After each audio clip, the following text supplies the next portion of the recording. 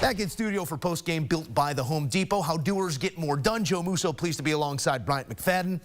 B-Mac, this was not a pretty ball game, and that can be said about almost the last month of football for LA, but this is a results-based business. What is your emerging thought from tonight? They found a way to win this ball game, and in a night where the offense was a bit average, below average, considering what they've done in weeks past, they've leaned on the defense. Including tonight's matchup, the last 3 ball games, the defense have only allowed 8 points per ball game. I repeat, 8 points has been the number that they have allowed to opposing offenses. And this is a defense that does not have Aaron Donald in the lineup. But guess what? They haven't missed his production. Of course, they would love to have him in the lineup. But this is a defense where you look at the guys that put their hand in the dirt. Youth.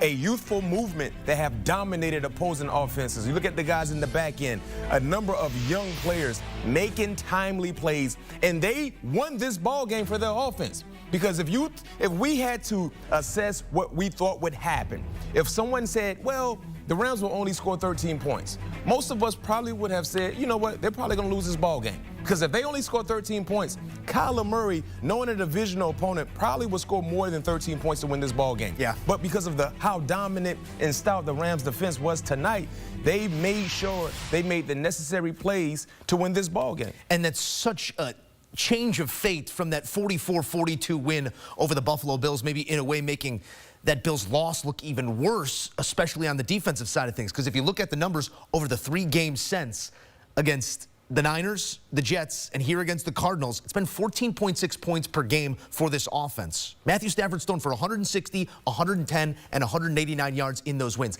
That's not Rams' offense. No, it's not. Quality of victory is not there right now. Does that worry you, or does that tell you something positive about this team, defensively specific? Well, the positive thing is that the defense have established confidence because they had to perform lights out in the last 3 ball games just to be in a position to win ball games. And guess what? They've lived up to the billing. Now, you look at those offenses that you mentioned, they don't really scare you or wow you, but guess what? They were dominant against those said offenses. The major concern that I have for the Rams offensively in terms of some of the pedestrian-like numbers we've watched from them has been the inability to get Cooper Kupp going. Yeah. Once again, he was not a featured guy in the offense. And I know Puka Nacua is now wide receiver 1 for this offense, no question, right? But for them to be at their best, for Matthew Stafford to be at his best, you got to find a way to get Cooper Kupp more involved. Sean McVay.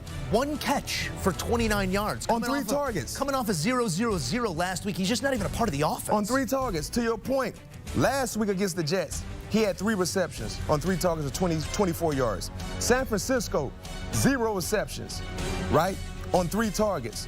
Those are not numbers that Cooper Kupp needs to have in terms of volume to be able to give you what he can give you. I understand he's the older guy out of the 2 in terms of Puka Nacua, but if you want to get the best out of Matthew Stafford, if you want to get the best out of this entire offense, you have to find a way to get Kupp going because he can still give you nice production. And right now, for whatever reason, it's almost like they're effacing him out of the game plan. And it doesn't matter what the defense is doing towards him. They're just taking him out of the game plan and just focusing their attention elsewhere. I think that is the biggest issue for their offense in terms of what we've seen or the lack of production, not having Cooper Kupp involved. 13 for 58 for Kyren Williams, also not going to get it done. But they are in the process of getting it done and representing the West in the NFC. Not done just yet. Need some help. It could come down to that head-to-head in LA against Seattle in Week 18, or they could lock it up at the end of Week 17. Stay with me here. Strength of victory will be clinched for Seattle if 4 of these teams win this week. Minnesota, Buffalo, San Francisco, Washington, Cleveland, and Cincinnati. Cincinnati ticked 1 off the box. So they need 3 wins. 3 wins. Out of Minnesota, Buffalo, San Francisco, Washington, Cleveland. That will give them strength of victory. So even if they lose against Seattle in Week 18, it doesn't matter. The trickle-down effect will be the 5th tiebreaker. That is strength of victory. But, Matt, let's put these 2 teams on a football field together right now. Similar issues offensively you better believe it. For Seattle and Los Angeles. Yeah. Even if it comes down to that Week 18 meeting, it's got to be advantage LA, correct? In LA, even though SoFi is not like a serious home field advantage, but just the fast track indoors. Better than in front of the 12s. Better in front of the 12s. You have to like that. And to your point, both offense has been bad. They've been, poor.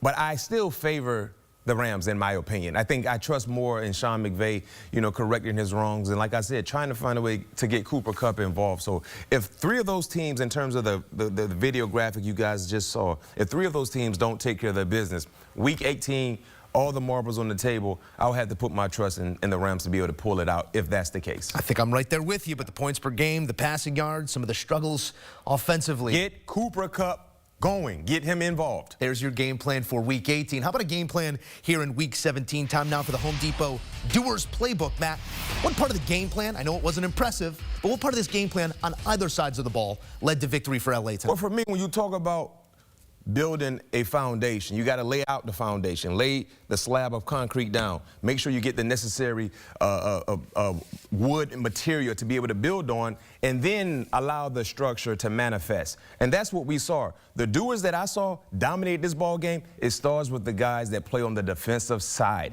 The Los Angeles Rams defense was outstanding once again today, only allowing 9 points to a divisional foe in a moment where your offense was below average. They never complained. They just stood up and they were battle tested. They made the necessary plays. 4 sacks.